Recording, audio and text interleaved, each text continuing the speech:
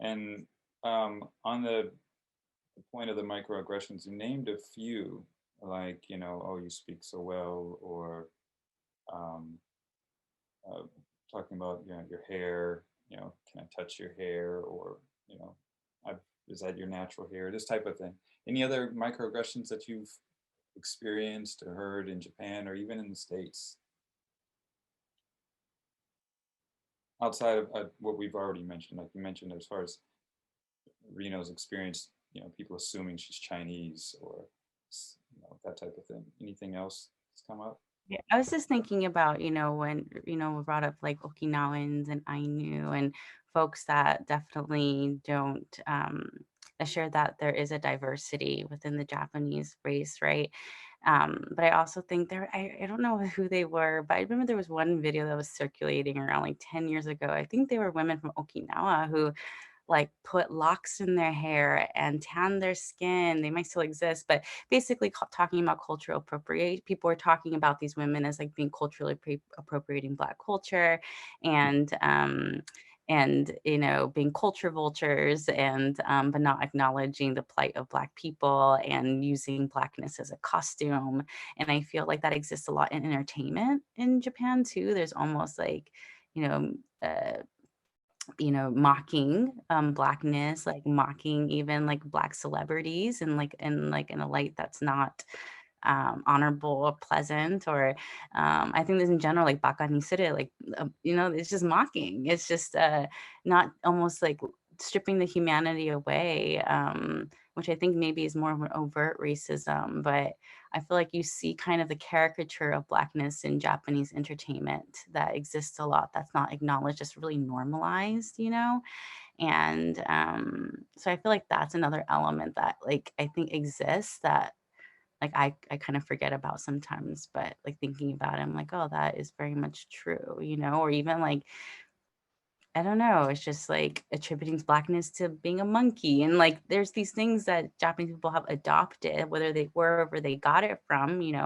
is one thing, but they attribute it to Blackness and darker skinned folks. And yeah, that's kind of what's coming up for me right now. Yeah, it is really interesting. I do think in media you see that. You do see that. I mean, I think I've heard conversations in the news saying, hey, like I actually ended up seeing in the news a conversation about microaggressions, kind of stuff we're talking about now, and it was being explained in almost like a pyramid manner, saying that, almost academic, like this is what racial prejudice can build up to. But that stuff is just happening now. Before, you could see kind of the dark skin and then red lips, and then you say this as you kind of see, like in America, that's clearly blackface, like kind of like Bojangles type of thing, and it's already like well known that you can't do that. But you see it, you see it in prior media in Japan. You kind of see it sometimes even now. But I do see people who are more aware of that not being okay. I know NHK did a very interesting kind of cartoon. I don't know if you guys saw it, but a cartoon on Black Lives Matter. And the funny thing about it, when I first saw it, I was like, this is terrible. Who thought this was a good idea? Like nothing about this would seem like a good idea, but I wonder what people were thinking at that time, Can you describe it? It was recent, you said? It was like during, I mean, please tell me, I barely remember. I don't think I really remember is like kind of the individual who's explaining the situation. He was like this big buff Black guy with kind of ripped shirts, and I think he was carrying a guitar, and there's fire everywhere. Yeah, I don't know. Did you guys have anything else to add to that? I mean, it was kind of egregious in my opinion. They were explaining the cause of Black Lives Matter is not based on like systemic racism or the death of George Floyd, but based on Black people's anger. Oh. Yeah. Yeah. Really. Oh no, please go ahead. Yeah, I was just trying to say that I agree with that. Not only like white aspiration, but it maybe stems from that, but there's a lot of like portray that the ignorance of cultural appropriation or the understanding of Black culture or what is taboo. Like blackface is like every year we have an issue and we have to talk about it. And every time we said that is really racist and it comes from the Jim Crow era or the racist ideology. But we say that saying the blackface is racism, it's really racist. And I don't really understand like how to like persuade those people. So yeah, the internet trolls are like horrible. Like during the Black Lives Matter movement, we said that racism doesn't exist. Or when Naomi Osaka was trying to like protest against anti-blackness, putting the mask of the the victims. Yeah, many backlash. Like I'm sure she's not Japanese, even though racist comments came from that. And yeah, mostly not white, like mixed white and Japanese mixed person will be a victim, but maybe like Black people will tend to be a victim when it comes to, when we talk about the racism against mixed race Japanese. Black people will tend to be a victim or tend to be a victim of those like racist ideology or other stuff like cultural appropriation, blackface, or many things. So that's why I think we have to recognize what is racism, what is microaggression, what is racial prejudice, or what is the history of the Japanese, not racism history, but like what kind of racism did exist in Japan. We first of all have to acknowledge and start a conversation about Black Lives Matter movement. But now we're like talking about Black Lives Matter movement before we're going to talk about the racial issue here. So that's why people are feeling really like maybe uncomfortable or like don't really agree, 100% agree with that Black Lives Matter movement or anti-Asian hate or other stuff. So yeah, so much things too. It's almost like they're separating themselves from those type of things. Right? Yeah. Yeah. Really feel the connection between those issues abroad.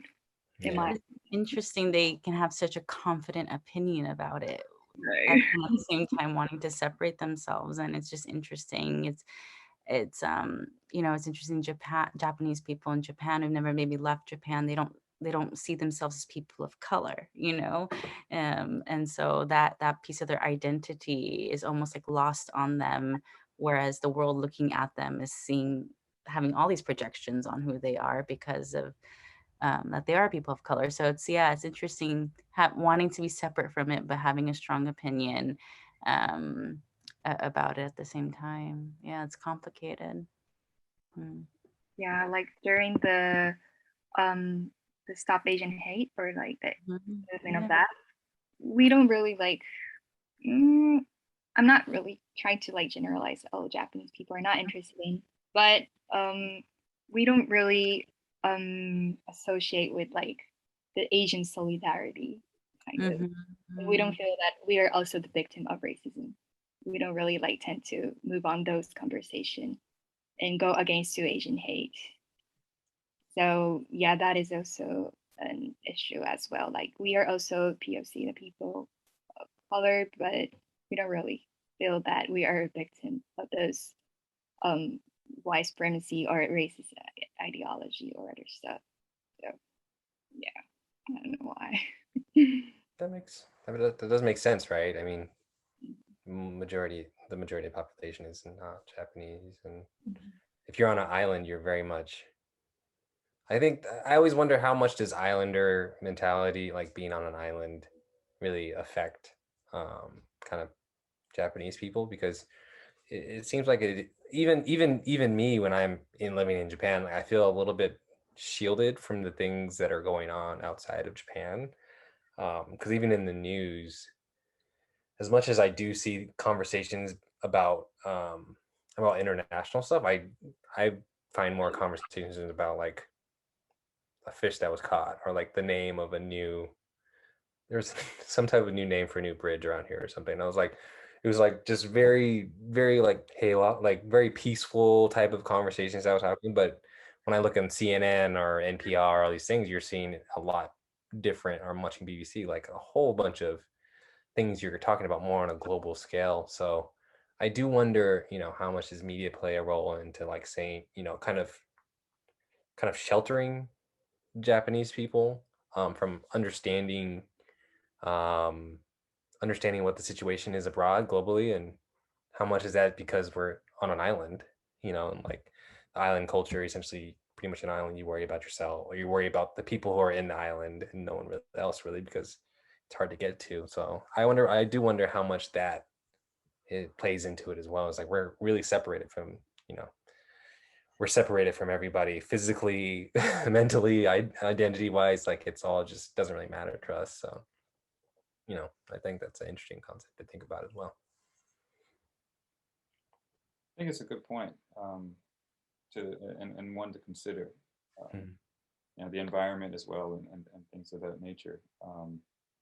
I'm assuming there are, like Rino brought up earlier, there were some things that she might not have been aware of before she left Japan and went to Atlanta and South Africa.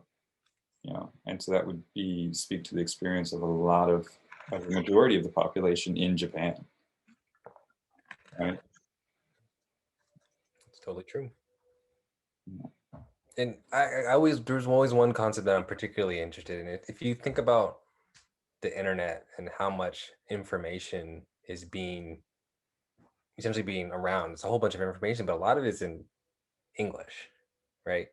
If you're thinking about it, like a lot of the information that's being around, it's not actually be done in Japanese. So if you're in a culture where you don't speak English or you can't write English, how do you have access to these opinions or these thoughts of international people, which is generally written in English or a different language? So if you are Japanese and you don't speak English or write English to a certain level, how are you going to be able to hear the opinions of someone outside of your country if you don't have another language to essentially to utilize? That's one thing I think about very much. And because I didn't I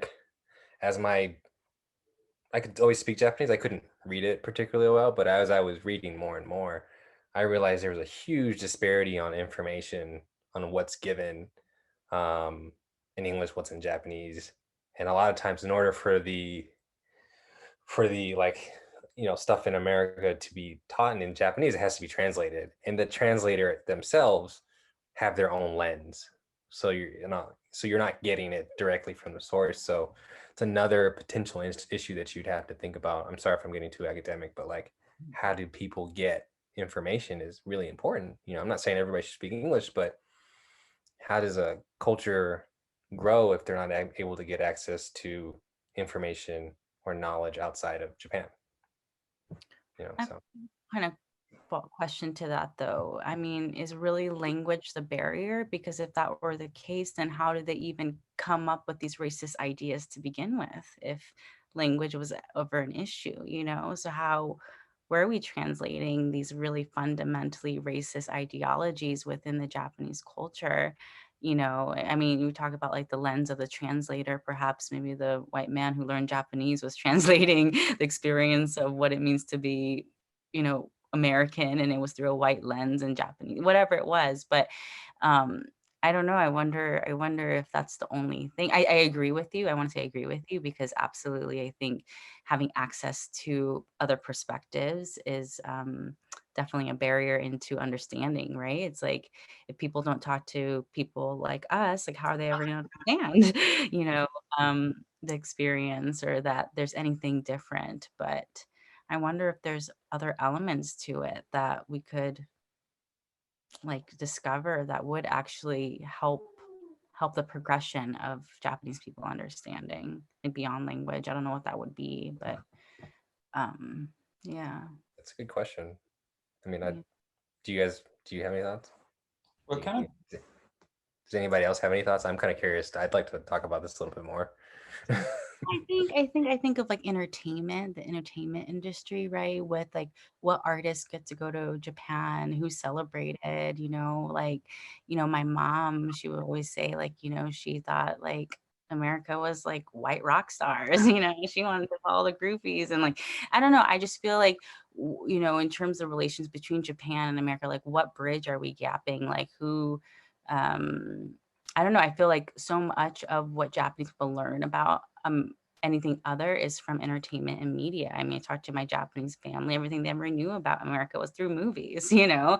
So it really does stem from coming back home to America, like what stories are we telling and how do we get those stories out there, and how do we allow other countries to access those stories to create a broader picture of an experience, you know? Like if, I don't know, I think of like even the soap operas like Grey's Anatomy and 24 and like all those shows that my aunt was obsessed with. It's like they're all white, and like I don't know. I just think that entertainment and media and the arts have a lot to do with how we understand each other. So I think that's one way to definitely maybe, but again, there's translation involved in that, but there's also imagery. If there are more Black movies about the Black experience that was shared in Japan, maybe Japan will understand, Japanese people understand, you know, America as Black. I feel like Japanese understand America as white, really, you know? So I don't know. That's kind of what comes to mind for me. That's a really good point. I actually 100% agree. Not actually, I 100% agree, because media is huge. Because whenever I do talk to my friends out here, they're like, well, I saw this in this movie, you know. I'm like, this is a movie. Like, why would you even talk about it? And like, I think someone that NWA movie, when it first came out, that was for them. It had a double effect, right? Because they were just like completely like, what is going on here? And it's like, is this true? Is this true for all Black people? And I was like, no, no, this is about guys in the middle of the hood. Like, not every Black person lives like this. So like, and I'm not trying to bash it. I'm just like, hey, America's a very diverse place. Just because you're Black doesn't mean you're shooting people and you're in a gang and you rap. And like, they're like, do you rap? I'm like, no, I don't rap. And it was just a conversation, but it was just like, I was like, where is this coming from? But that just shows the power of media. And it was a good friend of mine, so we're just talking, but like, I saw the power of like media and representation. I mean, you're seeing it in America right now, right? How even in something as not ridiculous, but something as kind of like fantastical as like Marvel, right? Marvel's starting to get Black actors, more Asian actors, like more female leads, like, and people are like, really, no offense, like they're talking down about this, but I 100% believe like representation is key, because one of the main, like you said, like one of the main communications, one of the main ways we communicate is through media, you know, whether it be, you know, Imagery, movies, music, yeah. imagery, yeah, 100%. So I 100% agree. Sorry, that was a long No, yeah. no, great follow-up. Thank you. Also, their like background really matters, like how much they had an exposure like internationally, or did you have like a conversation, or like, you know, having classmates or friends who have different backgrounds, not only like Japanese but mixed roots or Chinese, Koreans, or other, you know, roots. Yeah, that really makes it important when we talk about like for example, the racism against like Naomi Osaka. When we talk about that, if you have a friend who is mixed Black in Japan, you can kind of like associate with her issue in a broader picture as well. So that is really important in my like personal experience, because I have a lot of like mixed race Japanese friends, and I kind of learned from their perspective, like how do they see Japanese society. It's totally different from mine because I'm the majority. So we need to have a conversation in the interpersonal level, I think. And also education is the key, because yeah, if you're born and raised in like like Japanese majority community and being taught that diversity is not that important, yeah, you really like sheltered from other like diverse backgrounds or ideas. So yeah, media, language, entertainment, and also like I think their backgrounds and education is also the key.